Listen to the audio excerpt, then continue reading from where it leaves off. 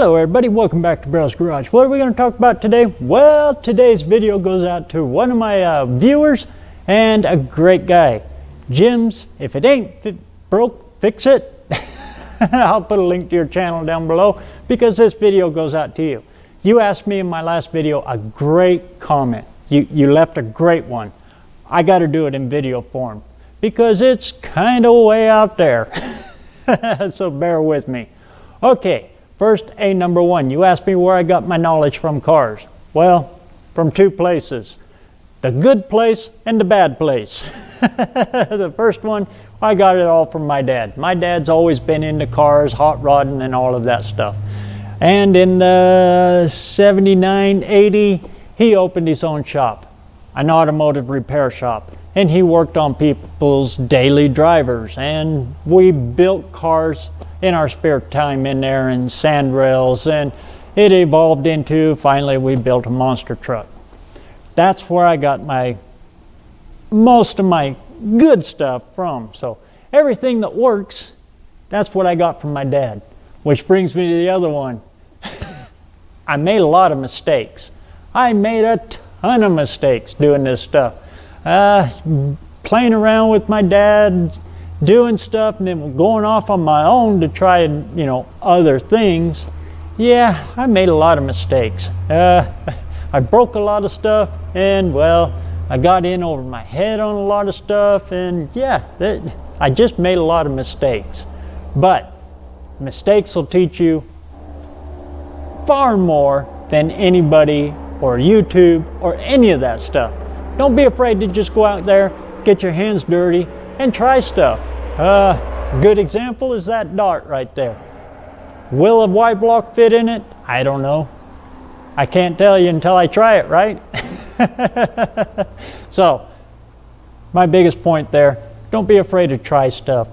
Get out there, break it if you have to. Experiment if you have to. That's how things evolve, and how we learn how to better ourselves is by making mistakes. So don't be afraid to make them. You'll learn from them. So that's where I learned most of my stuff from. The mistakes I made in the past and from my dad. So let's dive in on your other question you had. Now, yeah, I get this one a lot, and I know my dad has been bombarded with this question since the beginning of time. You asked if I could take apart a carburetor, explain how it works, and then show you how to get the best mileage out of your carburetor. Well, I'll answer that the exact same way my dad taught me on it. When it comes to mileage, this is a very small piece of the puzzle. When it comes to mileage, it's generally everything from this side of the carburetor downstream. That's what affects mileage the most. This is actually a very small piece of that puzzle. So, what is the best way to get mileage out of one of these things? Oh, it's simple. Pull it off your car, clean it up, rebuild it, put it right back to the stock way that it was supposed to be, and put it back on. That's the best advice I got for you, and it's the tried and true one. The engineers knew what they were doing when they developed this for whatever it is that you're working on. Start from there. So you got your, well, in this case it's a little itty bitty Holly one barrel. It's the one that came off of this dart. Take it apart, and these are super simple. These little one barrels, they're very hard to screw up. So go ahead and take it apart, soak it overnight in some chem dip, whatever you got to do to clean it up and rebuild it. Get you a carburetor kit and follow the directions all the way through it and put it back to its stock form. If you're working on one of these old vintage ones, I can't recommend a Motors shop manual more, because they really go into depth on how to put the carburetors back together. They got cutout pictures so you can see where everything goes back together. A lot of carb kits will come with multiple pieces in them to fit a wide variety of them, of good motors. I'll show you them. This one happens to be my 1958 edition. This covers everything you need and all your specs, everything. Try to get one of these. I pick them up on eBay. I actually kind of collect them. A wealth of information right here. Trust this over what you trust on the internet. There's a reason they're called a shop manual. Anyway, get you one of these for your car. Okay, so you got your carburetor all cleaned, back into factory specs for your car. Now, let's dive into where the mileage actually starts to take place. You can see here, I got a bunch of stuff lying here. I'm just getting ready to take it out to the far shed and store it, stuff I'm not going to be using. Number one, do this with no tools. Every car in stock form, or every classic car with a carburetor in stock form has got one of these. This little guy right here. On the back side of your manifold, your exhaust manifold, that's what this is. This is for a Y block. This little different, but because it goes forward. Most of them are on the back side though. But it'll have a dampener like this, and it'll have a thermal spring on it.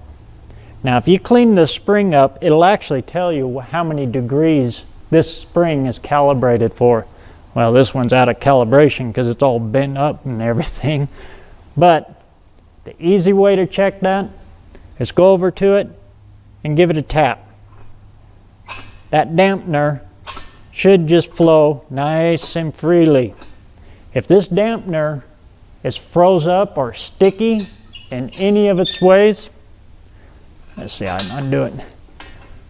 If it sticks in any way, if it hangs up or you feel rough spots in that, spray it down real good, work it, make sure it's nice and free. Sometimes you'll have to get in there, take this off, and clean off all the carbon that's built up around it too. Make sure that this butterfly in here, this dampener, is actually working. Now what does this do? Let me hook that back up. What this is doing, the other manifold is attached to it right there. Now I got a Chevy intake right here. The reason I'm showing you with the Chevy intake is because all of them do this. You'll notice on them, this is your intake ports. This is where fuel comes in through from your carburetor, comes out through here, goes into your cylinders, right? Yeah, everybody knows that. What does this center one do though? The exhaust crossover. Well, let's just place that right there. In the valley, here's your heads and everything. Let's just place that in there like that, you see? You got your heads right here. I know, it's upside down. Use your imagination. What's going on here, as your engine is running, exhaust from this head is coming across here, and it's meeting a restrictive point right here. This dampener, it's allowing it to open enough to keep it going through there, but it's restricting it enough to push the exhaust through this crossover back down and out this side. And what it's doing is, as that exhaust is going through here, it's warming up the bottom of your plenum. It's bringing your intake here, this is the plenum, up to operating temperature. You hear that statement all the time. Bring it up to operating temperature. That's what they're talking about. You want this getting warm. Warm air is good air. Hot air is bad air. If this is plugged on this side, you'll be getting too much through your crossover here, and it'll actually make it run lean, because the hotter this gets, the leaner your mixture gets. Now,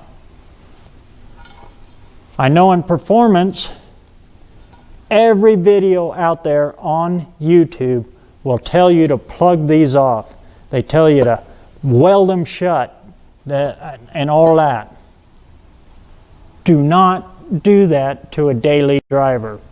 If it's something that you're wanting to be able to drive in any weather combination, do not plug this off.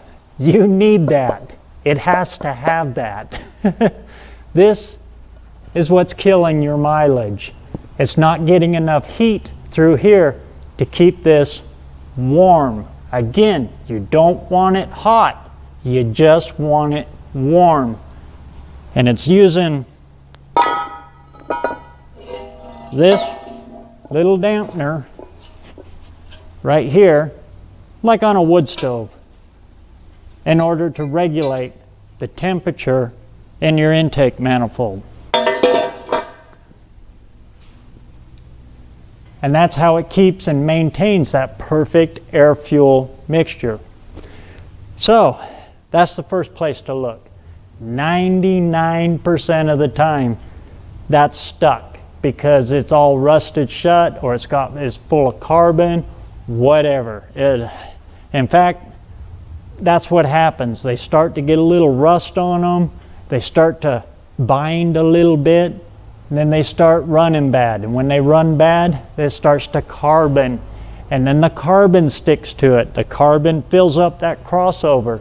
Carbon is an insulator on the bottom there. I've seen those packed shut. I mean, you got to get in there with a chisel and chisel them out. It's a pain in the butt. Soak them down with easy off oven cleaner. Let them sit for a little while, and then dive in there with a screwdriver and everything to get them to clean out. It's a nightmare.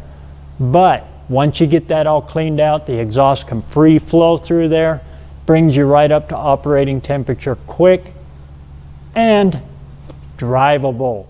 Again, that's for a daily driver that you're looking to get mileage out of.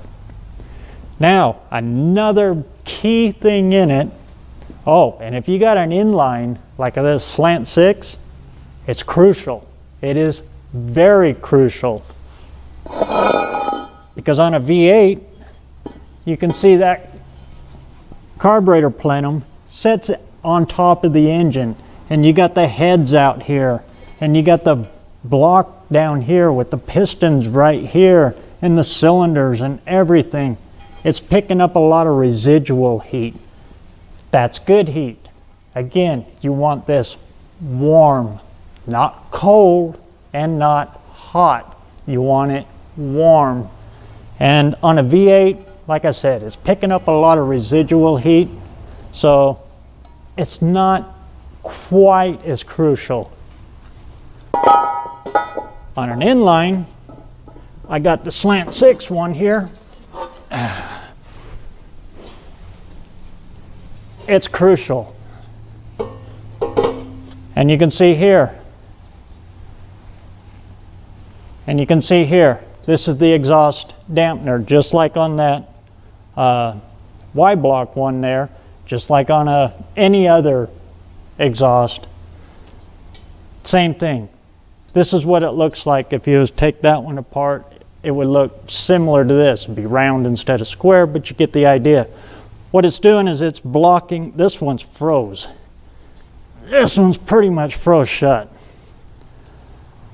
What it's doing is it's driving the exhaust to the bottom. This is where the carburetor mounts. The intake comes in here, and it's got heat fins on it, the bottom of the intake manifold here. It's pulling the exhaust up and across here to warm up the base plenum of the carburetor. Now on an inline, you can see your carburetor sitting out here in the open. There's no residual heat that it can pick up. So it is crucial with an inline that you have heat on your intake manifold. Again, not hot, warm. You want it warm. Now, the reason I bring this one over is because of this little guy. This little guy right here probably put more cars in the junkyard than any other thing. What is this? This is an automatic choke. Now, the thermal spring on that exhaust dampener, and there's one on here. It's right here. Exact same thing is inside of here. When that spring warms up, it pulls this down. And when that pulls down,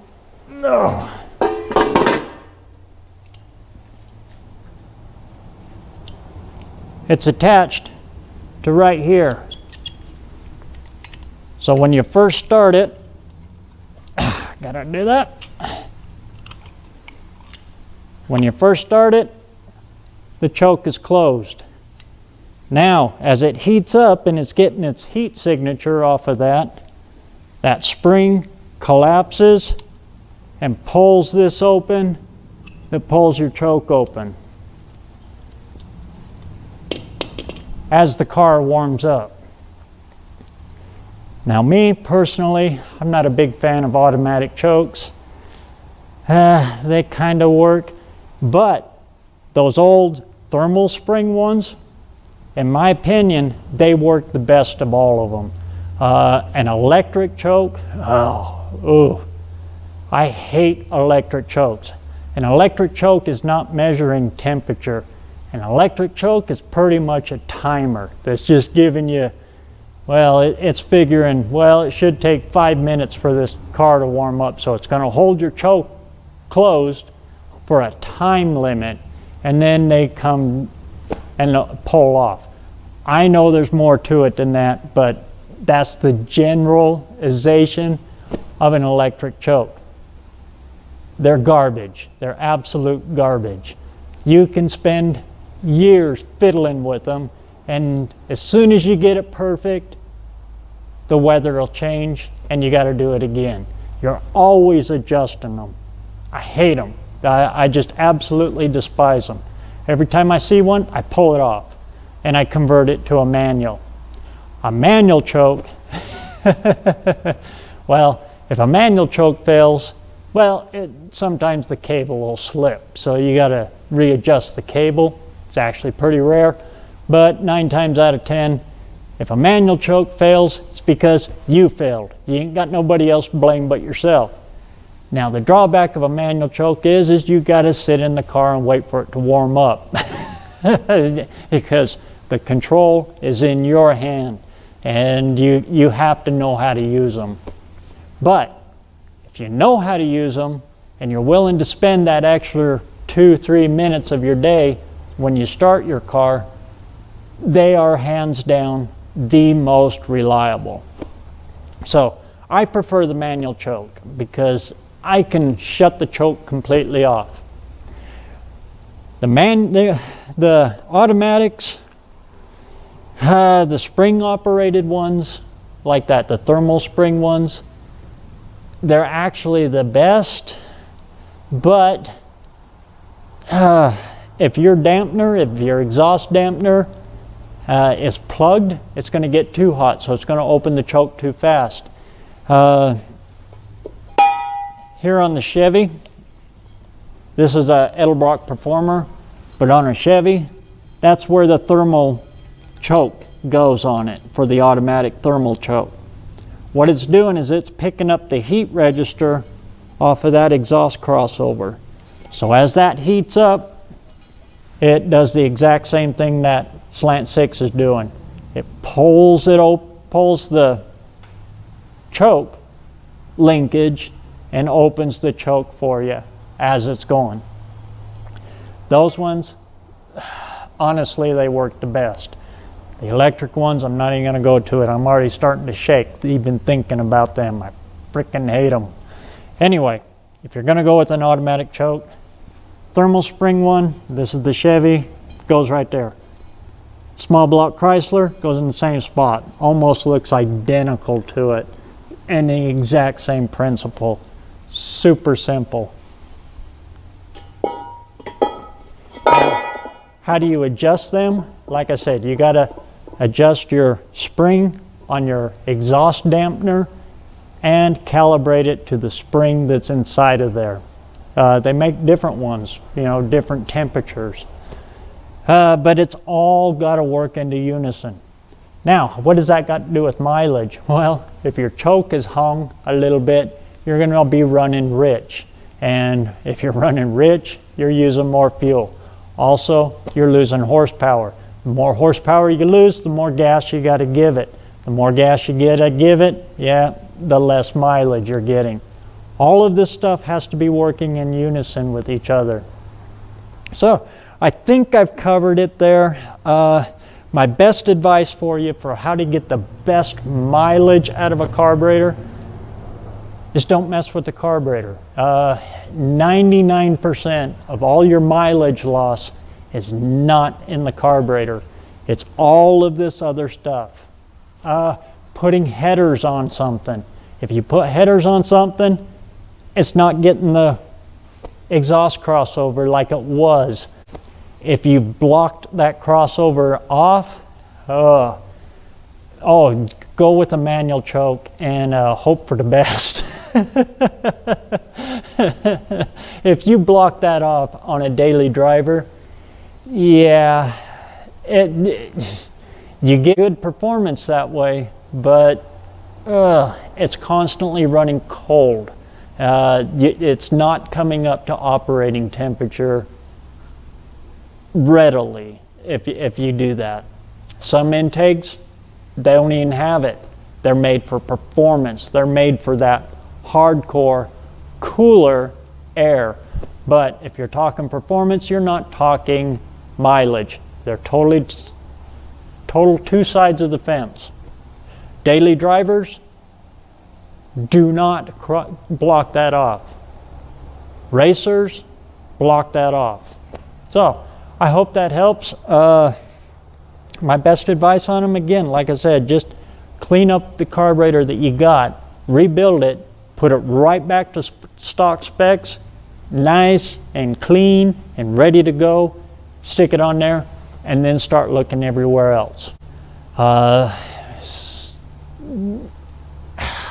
Good Lord. Somebody needs to do a mileage rod.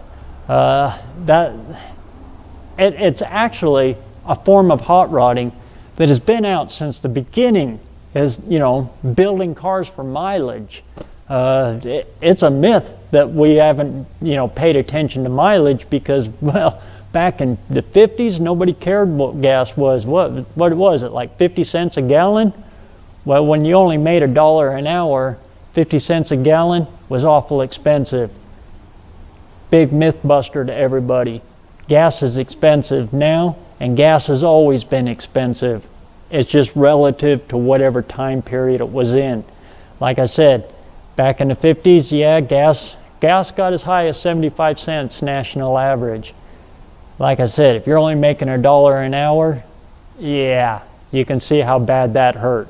They say that the gas crunch of 1959 was way worse than the gas crunch we just had when gas went over $5 a gallon. It's all the perspective you put into it. So people have always sought to get best mileage, no matter what anybody says. So, I hope that helps out there. Eventually I'm going to get my mileage build back in here and get to working on it again. That's what my shoebox is out there, my 1950 Ford. That's a hot rod I'm going to try to get 30 miles a gallon with. That's my target is there. So one of these days I'll get that out and get that back in here. But yeah, building for mileage, there's a lot to that. And as I said in the beginning, very little of that is actually the carburetor. It's everything else that the carburetor is hooked to. So I hope that helps. And in the meantime, get out there and get some metal hot. Even on these cold winter days. We'll see you on the next one.